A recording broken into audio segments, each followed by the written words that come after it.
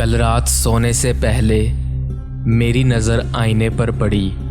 اپنی آنکھیں دیکھ کر اچانک میرے ذہن میں یہ سوال آیا، کیا میری آنکھیں اپنے نبی کریم صلی اللہ علیہ وآلہ وسلم کے دیدار کے قابل ہیں؟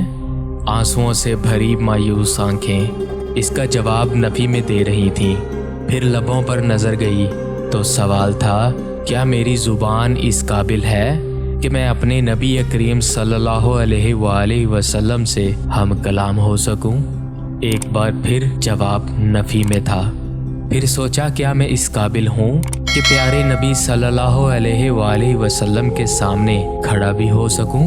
نہیں، میں اس قابل نہیں۔ فوراً اس دل سے دعا نکلی کہ اے میرے رب، میری زبان، میری آنکھیں، ساتھ ساتھ میرے پورے وجود کو اس قابل بنا دے کہ قیامت کے دن جب نبی کریم صلی اللہ علیہ وآلہ وسلم کا دیدار ہو تو وہ مجھے دیکھ کر ناراض نہ ہوں بلکہ اپنا امتی ہونے پر فخر کریں۔